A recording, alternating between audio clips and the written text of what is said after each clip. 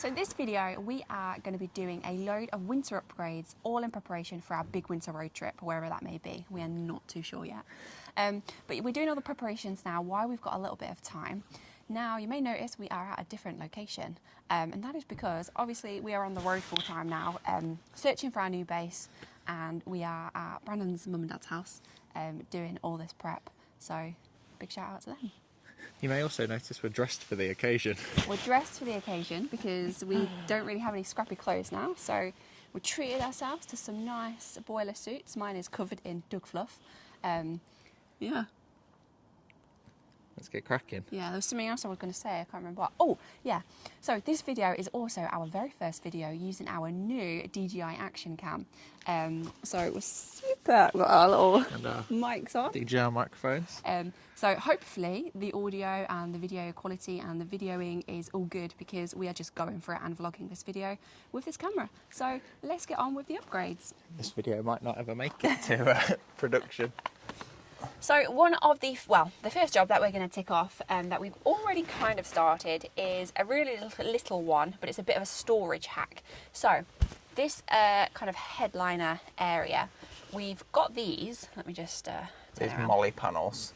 We've got these molly panels, which are great. These are where the sun visors, I guess, should be, but we never had sun visors. So we popped these on, which are great for storing essential snacks, multi-tools, things like that. Brandon's got one over there with the walkie-talkies on. Talkies, diesel heat controller, and some other bits and bobs. So, and then we've got our badges here. So what we've done is we've installed these two nets. And these are just Velcro, so they're Velcro to the carpet. To store things like hats, basically we want to clear some of this space up so we can get the hats out, pop them in here, and it's easy accessible storage, especially in winter when you want to layer up before you get out of the vehicle.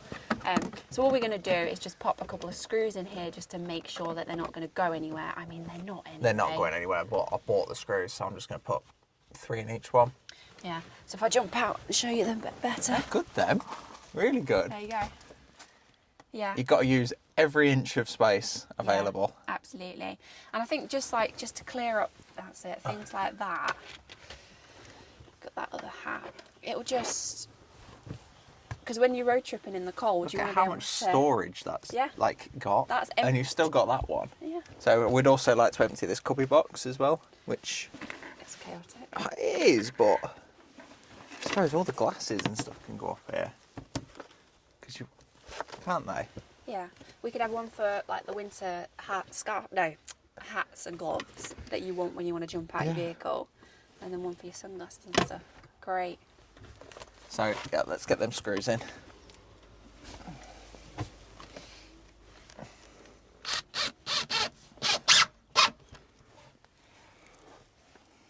I tell you what as well, this camera seems to have like good stability. Yeah. Before using the iPhones, it just wasn't as stable. I suppose today is as much as a test. Yeah. Honestly, small changes like this are like life-changing. Yeah, they make such a big difference. So all we're doing is popping 3 screws in each down the side. These little things were from Amazon. And they are Velcro, the screws aren't necessary, but we've kind of learned in the Land Rover with the amount it rattles, it's better to put things like this in. So that's a nice little job ticked off, a nice easy one to start with, a nice easy win. So we're going to have a think of what's next. Let's do the inverter. So when I installed the inverter, whether it was lack of knowledge or what, I basically didn't program it. So I managed to program it while we were out on the road, but basically you buy your inverter. There we go. So you buy your inverter and then you have to buy this little programming box so that you can plug it into your laptop and then plug the other end into the inverter and then set it up, you know, set the battery type, the charge voltage. So I've done all that now, but all we're going to do is just install this so we can future modify it if I need to. Shouldn't ever need to touch it, but it's good to have it. Hi. So to do that, all I've got to do is take the back off the inverter. So when we installed our Wolfbox G900 Pro, we wired it so it was on and constantly recording. We found, after using it for the last, 4 months now? Yeah.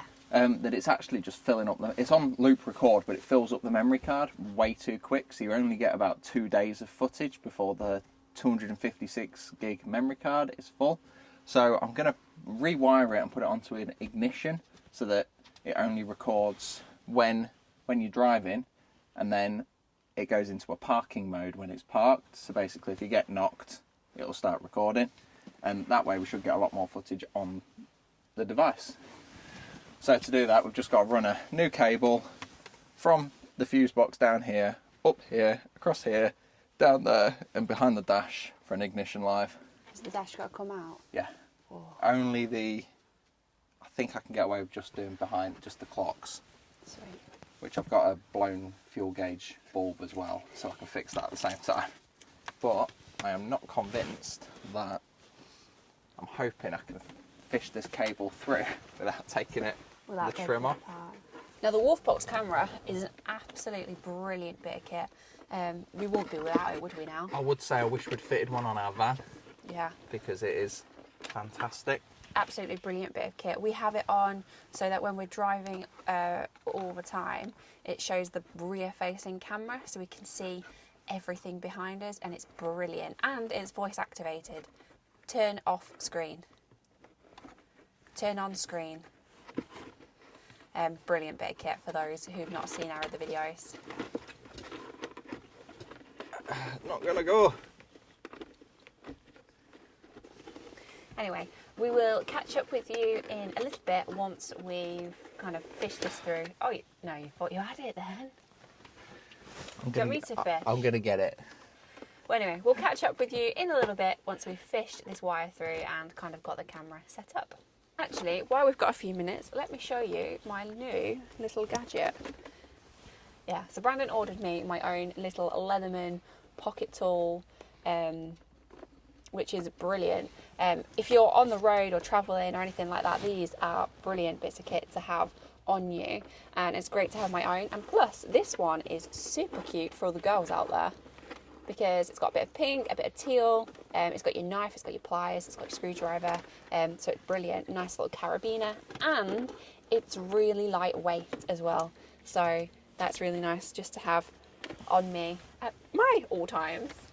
We're all wired behind the fuse box, which is just behind the driver's seat. Cable comes up, and then when we put the pop top in, we put this handy trunk in it, and all that's got is just hides the cables. There's not many this side. The other side is absolutely full because that's got all of our solar and high beams and Starlink and all those cables. But that just keeps it really tidy along here. And now all we've got to do is drop this cable down and get an ignition live from behind the dash. So we're just gonna, I've just took that trim piece off, and then we're just gonna hide that and tuck that behind there and come down. I'll show you this side. You can see they've got the trim in here. You don't really notice it at all, but there's a bunch of wiring here and then up here that goes up to the roof. But they're really great, and you can just flick them down to access it. So what I'm doing now is I'm just going to try and find a ignition live. I think I might have one here, but I'll just show you what I'm doing with the multimeter. So I've got that all set up. It's clipped onto the negative buzz bar behind the driver's seat, and then I can just try that. So to tap into the existing cable, I'm using these little, I don't know if you can see, these wire taps.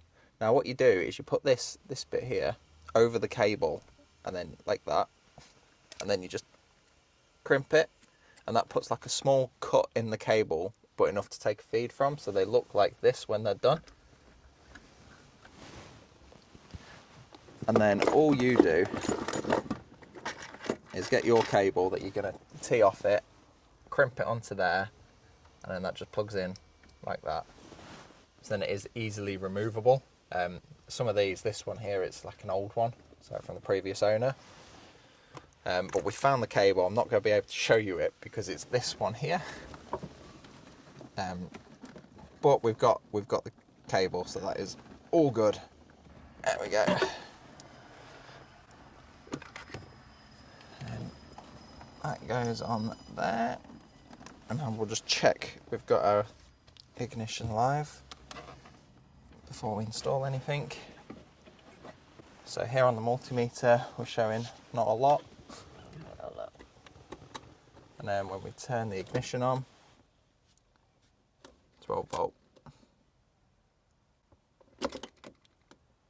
Gone.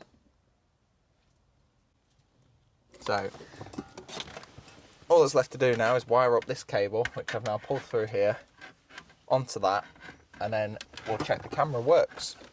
Yeah. So all wired up behind there, all we do now is put the ignition on, and then the camera will come on and start recording. Takes a couple of seconds, but there we go. So that's it, recording. So that's the job done. So we also, while we're going through and fixing bits, we have a little bit of a problem with our wipers, and they have an absolute mind of their own. So I've bought a new relay, hoping that's going to sort the problem. I've just took the fuse box panel off, and I'm pretty sure it is going to sort the problem because that is the original relay. So 19, that red one.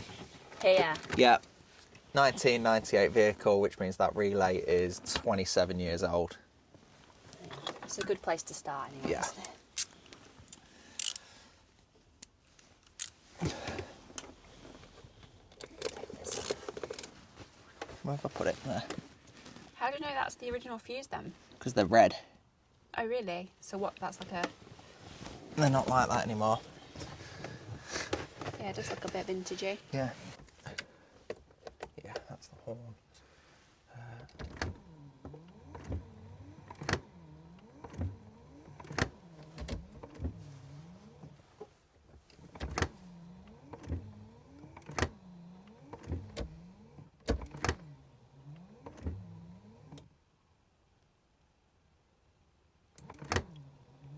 I think that was working.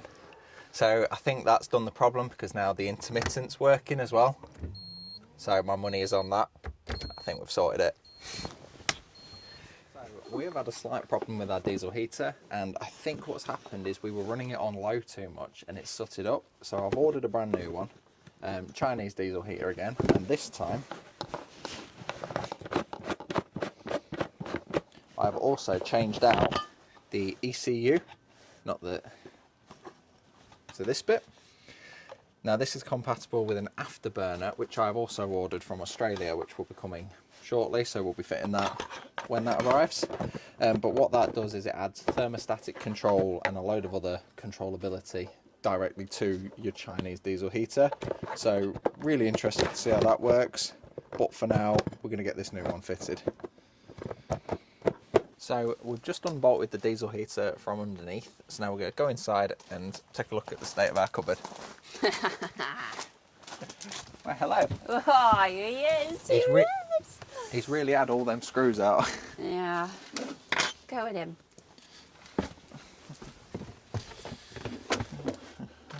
Yeah, sorry, the Landy is a little bit chaotic at the minute. We've kind of emptied everything out just so we can make some upgrades and clean it out as well. So what I'm doing now is I'm just trying to take the diesel heater out from the inside.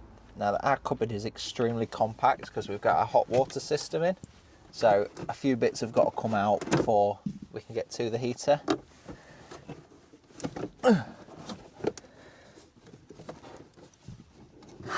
There we have it.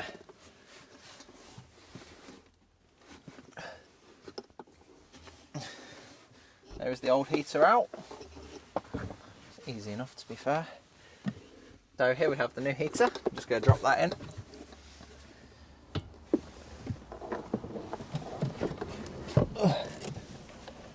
Now this is an essential piece of kit for winter road trips.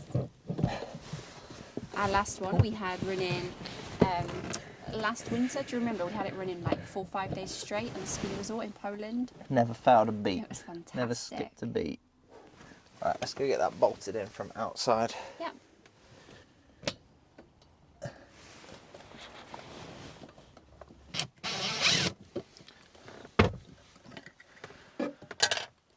So, because we've got the new ECU on the diesel heater, we've also got to replace the screen, because the screen we've got at the minute isn't compatible. Now, as I said, we are fitting an afterburner, so this will be coming out eventually, but until then, we just need to fit this one.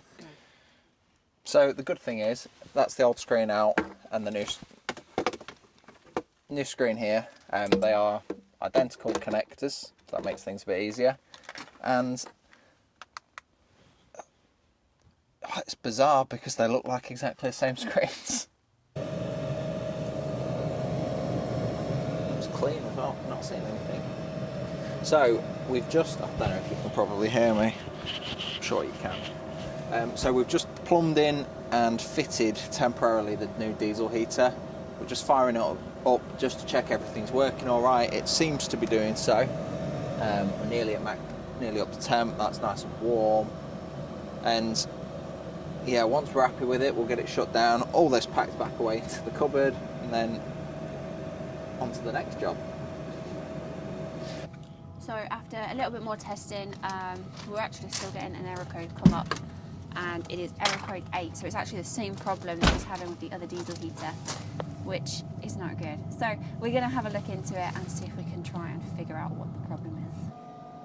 Okay, so we have got the diesel heater up and running now, the new one. We've installed the new one.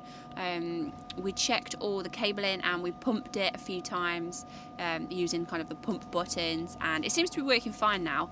The annoying thing is we don't really know what the exact problem was. You know, we couldn't find a specific fault, whether it was air in the pipes or, you know, a split or anything like that. There was nothing clear that it was. We've just been running it for 20-30 minutes now and it seems to be fine. So I guess it's a case of watching it, keeping an eye on it, putting it back to the test and going from there really, but it seems to be working absolutely fine. So it's frustrating that we don't know what the problem was, but also I don't know whether it was because, you know, if the new diesel heater, it's a better diesel heater, because it is different, a little bit different, whether that's made any difference. But yeah, we'll just keep putting it to the test and using it because it's one of them things that you need, and we'll keep the old one, restore it up and use it as a spare. So I guess that's the job ticked off. So next upgrade on the list, we've got a couple of these heavy duty latches that we're going to fit so that we can latch down the pop top. I think it'll be easier and quicker doing it on the outside rather than doing it on the inside. And then we've also got these handy little lights, which we're going to fit kind of next to them. Now, these lights, I've gone for a red outer and a yellow inner. So I'm going to wire the yellow up to the indicators and the outer up to the brake lights. So you've got like a high level brake light and indicator, because it's just better to be seen. So we're going to fit the latches first and then we'll do the lights. So we've just marked up where we're going to put the brackets, and we're just going to check that the lights can fit next to it. Which is there. Yeah. Yeah, perfect. Busy. Yeah, it is. But these lights as well, that will be especially good if we break down in the snow or bad weather. People can see us a lot better.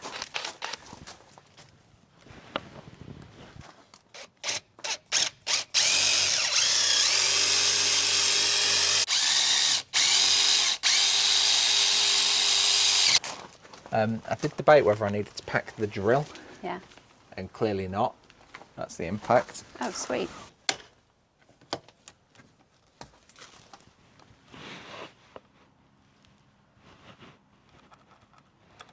Have a little look. Show us where you've chopped it down. So I've just chopped the end off that to make it a little bit shorter.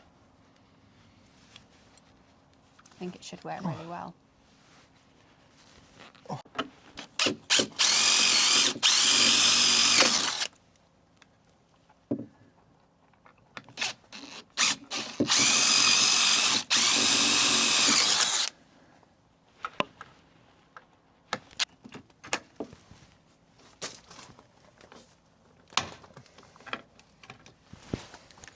also just found out with this camera, this new one, the little mount, the hand mount that it's currently on, it's got like an extendable handle. So if I extend that, whoa, we can record at a distance.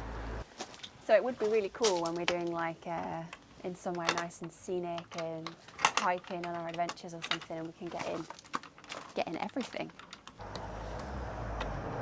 Just adjusting it. There you go. Perfect. Just get up the roof, bouncing. That'll do the job. Not that the roof was bouncing, it's just a bit of peace of mind, isn't it? And also we can lock these as well. So yeah, so for now, all I've got for him is, because we tend to just lock it from the inside, so I've just got a couple of split pins. And that'll just stop that. Might have to get some bigger split pins. Yeah, I think I might need some bigger split pins. split pins. The concept's there. Yeah, that's terrible actually. You can lock that though. You could put a lock through there and then lock it on, couldn't you? All right, just got to do the same again now. Yeah.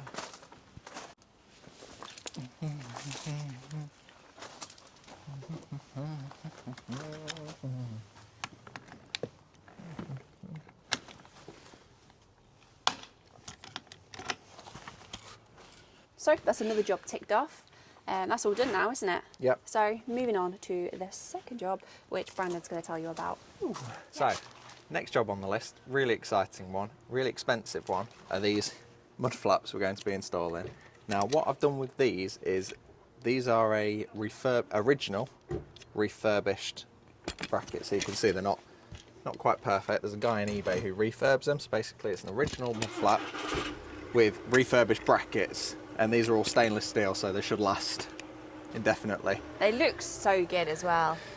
Yeah, they're about half the price of like brand new original ones. Yeah. So, and they're going to get beaten up and stuff anyway. Yeah, so these are going to go up here. So we've got 4. I think this is the right side. Like this. Looks smart. Yeah, let's get them on. Let's get them going. Let's get cracking. What I've just done is just took the bracket off the mud flap, and then we can go and take a look at getting the bracket lined up.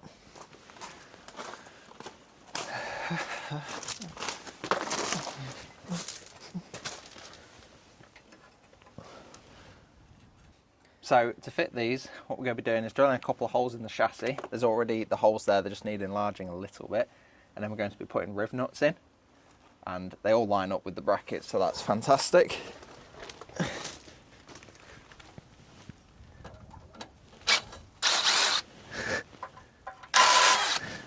Literally, there was nothing to clean out, it was just like mud.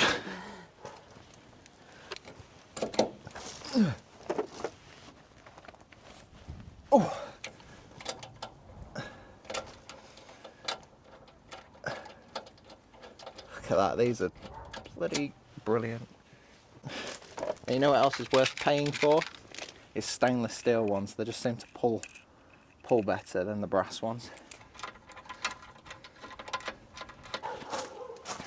There you go, so you can see it. 1, 2.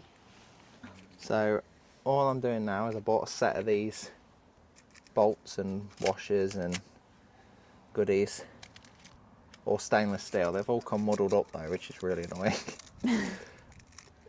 But all I'm going to do is load up a spring washer and then a washer on both.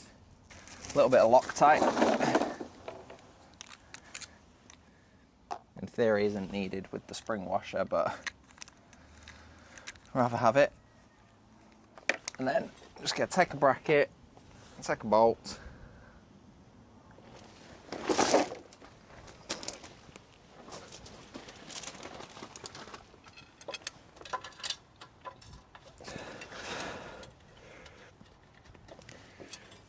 there we go. Now we can get all those tightened up. Can't believe how easy they are to fit. Yeah, so because we've got the rock sliders on these, we've got a little bit of, got to just cut out the corner of the mud flap to get them sat right. Quite a bit actually. Like with everything on Land Rover, everything's bespoke. modified.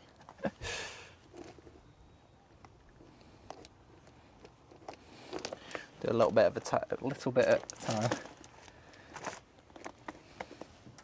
I do like the traditional Land Rover logo on them. I think they were worth paying for because they do these. So a bit of details. I think your original ones are about £380. These were 140, 150, and then I think you can get your Britpart ones for about 70, 80. The Britpart ones say Britpart in white letters, don't they, on them? Or yellow. Or yellow letters. Quite bright. Oh.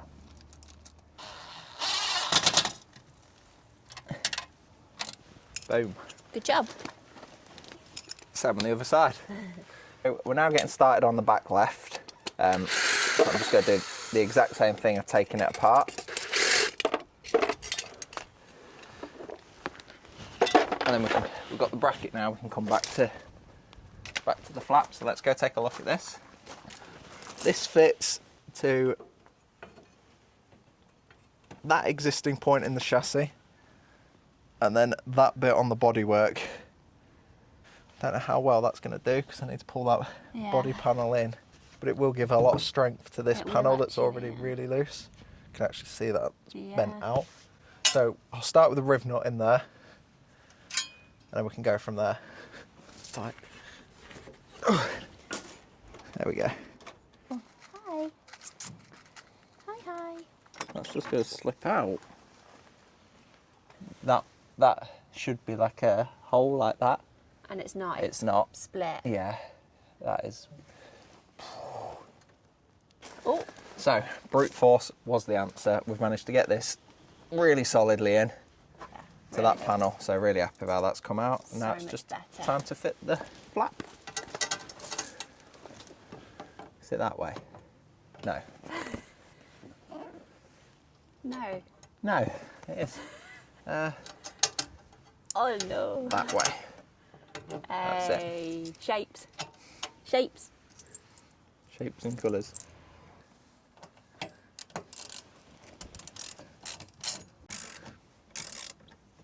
That's that one done. Fantastic. If you have a normal Land Rover, you would then just repeat this on the other side. However, we have an auxiliary fuel tank. So this comes with this bracket, which we install instead of this one. So all we have to do is bolt that up to there. Oh, it goes on that side, that's annoying. I'm going to see if I can find some washers to space it off a bit and try and get it to line up a little bit better. Yeah. Let's go. Let's give it a go. Let's see where we get to. So for whatever reason, typical Land Rover thing, I guess, this bracket that's on the fitted to the fuel tank doesn't quite line up with the other one. So I'm just going to pile a load of washers in to try and help it line up a little bit better. Hopefully you just won't notice it so easily. Yeah. So Brandon is currently hacking the mud flap to pieces so we can make it fit. This was the other reason we didn't want to buy brand new. It's destructive, isn't it? Probably does look about right, doesn't it? So that's the mud flaps all installed. A little bit of a flap, especially in that corner, trying to get them level. We're not 100% sure they're right, but they're on, and we can adjust them at a later date. Another job ticked off. So we've got these new lights from Beacons and Light Bars. So what we're going to do is we're going to wire these up here on our pop top. And the aim is, the purpose for these in our winter prep is so that we can be seen, basically, especially in kind of foggy and dark and remote conditions. So it's got a red halo, which we're going to wire up to our brake lights, and a yellow strip in the middle that we're going to wire up to our indicators, and it will also do the hazards. And because it will be up here, you will see it much more than just this one and this one. So we're going to look to get these wired up now. So we're going to start by a little bit of measuring up.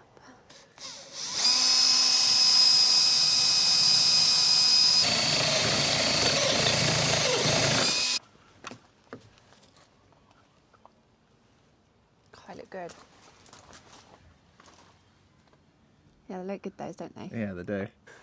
So I've just drilled a hole in the bottom of the kind of pop-top frame so I can now fish the cable, this cable, all the way through. So what we're doing now is these lights come with a whole host of kind of features, and what we've got to do is at the minute it's kind of on a yellow flash and we need to turn it to a yellow solid.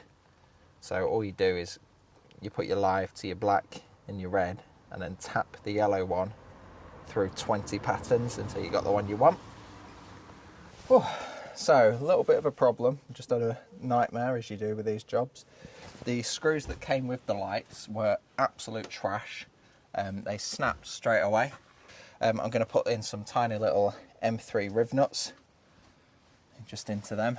I had a right nightmare drilling it out and the drill bit slipped and marked all that, so I've now got that to repair.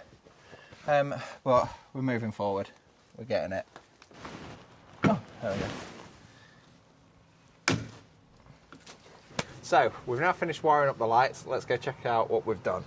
Do you understand? So we've got left indicator, right indicator,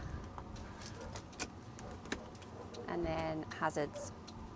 So hopefully we will be seen a lot better out and about, especially in bad weather conditions. Yeah. Is that brake? Yeah. Brake lights. Brake lights as well.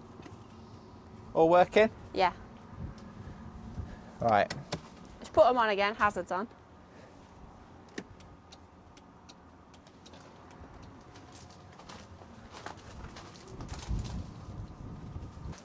So I'm considering that a job well done. It'll help us be seen and keep us safe on the road. So a big part of our winter prep is an engine preheater, and this is because we're trying to take it to some pretty cold and remote places. So we want to be able to preheat the engine, keep it warm, keep it lovely, and keep it loving us. So for that, I've purchased a Webasto Thermo Top V. Now this is out of a Discovery 4. There's some electrical work that needs doing in order to get this running and working in our van. We're waiting for that. But for now, we're going to get this stripped down, get everything off it that we don't need, so we can try and find space for it in our engine bay. So I'm going to get to that now. So stripped off this. That air intake and the exhaust and the fuel line.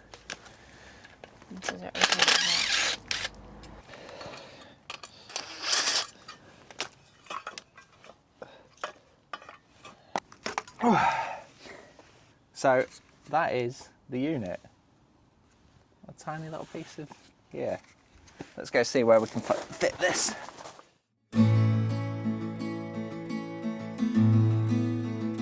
So that's it for this part of our winter upgrades, but we are far from done. In part 2 of our winter upgrades, we'll be putting the engine preheater to the test and tackling even more upgrades, including brand new wheels, BF Goodrich KO3 tyres, Lano guarding the truck to protect it from the elements, and plenty more. Next week we're taking a short break from Landy Projects for an adventure around our home county before heading back up to Scotland. Don't forget to subscribe to the channel so you don't miss what's coming next.